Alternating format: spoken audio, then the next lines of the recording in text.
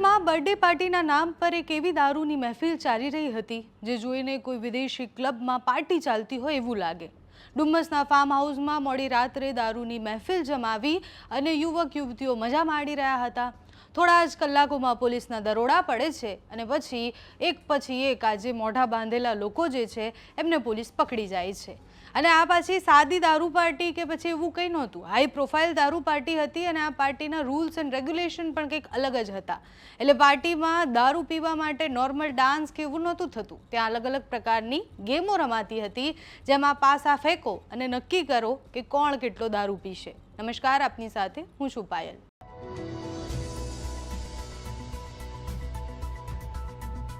સુરતના ડુમ્મસ વિસ્તારમાં આવેલા જશ્ન વિલા બાર એ આ ફાર્મ હાઉસમાં 14 ઓગસ્ટની મોડી રાત્રે બર્થડે પાર્ટીના નામે હાઈ પ્રોફાઇલ દારૂની મહેફિલ ચાલી રહી હતી।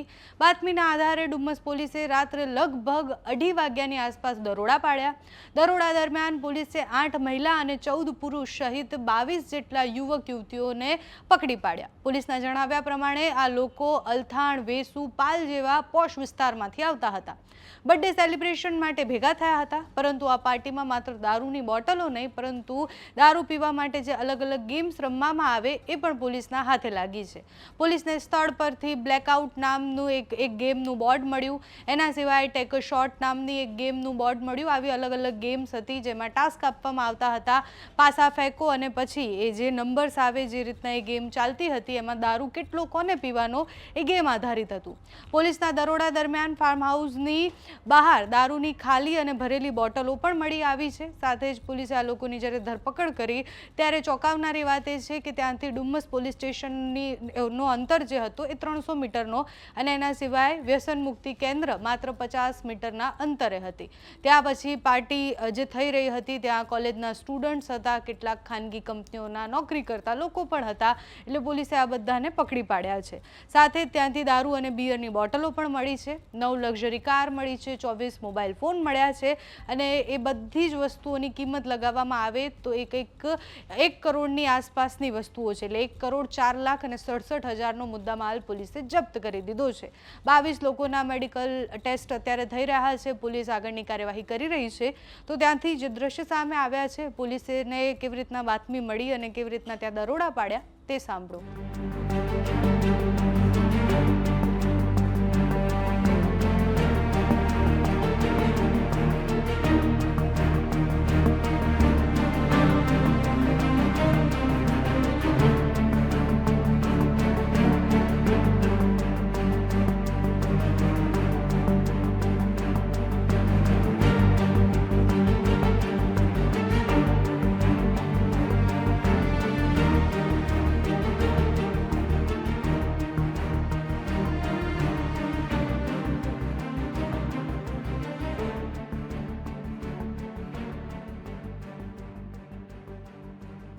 ડુમ્મસ પોલીસ સ્ટેશનનો સ્ટાફ ગતરોજ પેટ્રોલિંગમાં હતો અને બાતમી મેળવવાનો પ્રયત્ન કરેલ તે દરમિયાન અહીં હેડ કોન્સ્ટેબલને એક રાત્રિના યોજાનાર એક જે દારૂની મહેફિલ છે એ અંગે પાકી ચોક્કસ બાતમી મળતા પોલીસ ઇન્સ્પેક્ટર એમ.વી. પટેલ અને એમની ટીમ દ્વારા ગઈકાલે રાત્રે સુલતાનાબાદ ખાતે આવેલા બાપુજીની વાડી જે ફાર્મ હાઉસ છે ત્યાં ગાડી રેડ કરવામાં આવેલ છે અને રેડ દરમિયાન કુલ 22 વ્યક્તિઓ દારૂની મહેફિલ કરતા પકડાઈ આવેલ છે। જે પ્રાથમિક પૂછપરછ દરમિયાન જણાઈ આવેલ છે કે આ લોકો જે એક લેડીની બર્થડે હતી એ બર્થડેની અંદર એના માટે આ પાર્ટીનું આયોજન કરેલ હતું। પોલીસ દ્વારા મોડી રાત્રે 2:30 વાગે આ જે ફાર્મ હાઉસ છે તે ખાતે રેડ કરીને તમામ જે કાયદેસરની કાર્યવાહી કરવામાં આવેલ છે અને જે પ્રોહિબિશન એક્ટ છે એની સંબંધિત કલમો હેઠળ ગુનો દાખલ કરીને આગળની કાર્યવાહી કરેલ છે। આ કામે જે મુદ્દામાલ પોલીસ દ્વારા જપ્ત કરવામાં આવેલ છે તેની વિગત જોઈએ તો સ્થળ ઉપરથી રેડ કરતા એક વિસ્કીની બોટલ પેક તથા અન્ય અલગ અલગ પ્રકારના દારૂ જે છે એની 5 અર્ધભરેલ બોટલ તથા બિયરના ટીન અને સોફ્ટ ડ્રિંક્સની બોટલ વગેરે મળી આવેલ હતું। એ ઉપરાંત કુલ પોલીસ દ્વારા 9 જે 4 વ્હીલર ગાડી છે જેની કિંમત અંદાજે 98 લાખ હાલ આંકવામાં આવેલ છે, 24 નંગ મોબાઈલ જેની કિંમત 6,67,000 જેટલી ગણી શકાય, એમ મળી કુલ 1,04,67,000 જેટલો મુદ્દામાલ પોલીસ દ્વારા આ કામે હાલ પોલીસ સ્ટેશન ખાતે મુદ્દામાલમાં જમા લેવામાં આવેલ છે. સાહેબ, કોની બર્થડે હતી અને જે દારૂની બાટલીઓ ખાલી પર ત્યાં મળી આવી છે, બર્થડે કોની હતી? રીતિ જરીવાલા કરીને એક જે મહિલા છે તેઓની બર્થડે હતી અને તેઓની બર્થડેના કામે એમને જે મિત્ર મંડળ છે સુરત શહેરના અલગ અલગ વિસ્તાર જેમ કે અલથાણ, વેસુ, પાલ એવા અલગ અલગ વિસ્તારો અને બીજા પણ વિસ્તારોમાંથી એમનું મિત્ર મંડળ ભેગું થઈને અહીંયા એ લોકો રાતના પાર્ટી બર્થડે નિમિત્તે કરી રહેલા હતા. પાર્ટી કરનાર લોકો કુલ 22 છે.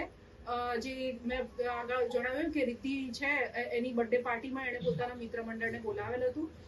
નામોની યાદી ને એવું તમને પ્રેસ નોટમાં મળી છે. પ્રોફાઇલ શું છે, શું કરે છે આ લોકો? આ લોકો બધા અલગ અલગ સેક્ટરમાં કામ કરે છે. કોઈ ભણે છે, મીન્સ કોઈ કોલેજ કરી રહ્યું છે, કોઈ પ્રાઇવેટ સેક્ટરમાં જોબ કરી રહ્યું છે, કોઈ નોકરી મેળવવાનો પ્રયત્ન કરી રહ્યું છે. અને દરેક વ્યક્તિની પ્રોફાઇલ અલગ અલગ છે. મેડમ, ભાડે રાખવામાં આવ્યું હતું, કેટલા રૂપિયામાં? એ અંગે અત્યારે તપાસ ચાલુ છે. દારૂની બોટલ સળગાવવાનો પ્રયાસ કરવામાં આવ્યો છે એવું કંઈક વિગત મળી છે બહાર? ના, અત્યારે એવી કોઈ વિગત મળી નથી. બીજું જે અત્યારે ગુનો રજીસ્ટર કર્યો છે, દારૂ ક્યાંથી લાવ્યા એ વિગતે અત્યારે તપાસ ચાલી રહી છે. અંદર એ લોકો ગેમ પણ રમી રહ્યા છે. બર્થડે પાર્ટી જે છે એને લગત થોડી ગેમ્સ ને એમ રમતા હોય. અત્યારે એ લોકોને હજુ ગુનો રજીસ્ટર કર્યો છે. સવારે 6 વાગે કાર્યવાહી પૂરી કરી છે. પ્રાથમિક જે એ લોકોનું મેડિકલ કરાવવાથી માંડીને જે પોલીસ કાર્યવાહી છે એ અત્યારે ચાલી રહી છે, જેથી આગળ વધુ તપાસમાં જે ખુલશે ત્યારે માહિતી. કોઈ ગેમ રમાતી હતી અને પછી દારૂ રમાતો, વિદેશની અંદર જે કેસિનો ક્લબની અંદર જે ગેમ રમાય છે એ ટાઈપની ગેમ રમીને દારૂ પીવાતો હતો મેડમ? અત્યારે પ્રાથમિક તપાસ ચાલુ છે. મેડમ, આ લોકો બંગલાની બહાર દારૂની બોટલો, પાછળ કચરાપેટીમાં દારૂની બોટલો મળી છે, પોલીસે કબજે કર્યા સિવાય. હા, તો અમે સર્ચ ઓપરેશન કરી લઈએ. મેડમ, ગાડી કેમ કબજે હજીરાજમાં લીધી નથી આ લોકોની? ગાડી કબજે લીધેલી છે, અમે પેપર પર બતાવી છે. સવારથી પોલીસ કાર્યવાહીમાં બિઝી છે. એ ગાડીઓ જે છે મેં અગાઉ તમને જેમ જણાવ્યું કે અમે પેપરમાં કબજે લઈએ છે અને એ અહીંયા લાવીને અમે મૂકીશું. બે ડ્રાય સ્ટેટમાં આ કેટલું યોગ્ય કહેવાય? ડ્રાય સ્ટેટની અંદર આ કૃત્ય થાય, આટલી બધી દારૂની બોટલો આવે, આ બધું પોલીસને કેમ ખબર નથી પડતી? પોલીસને ખબર પડી અને પોલીસે કાર્યવાહી કરી છે અને એટલા માટે જ આ લોકોને પકડીને અને જે રેડની કાર્યવાહી સમયસર કરવામાં આવી છે. મેડમ, પોલીસની બાતમીના આધારે જ આ કાર્યવાહી થઈ. આયોજન કોનું હતું? બર્થડે ગર્લનું પ્રોફાઇલ શું?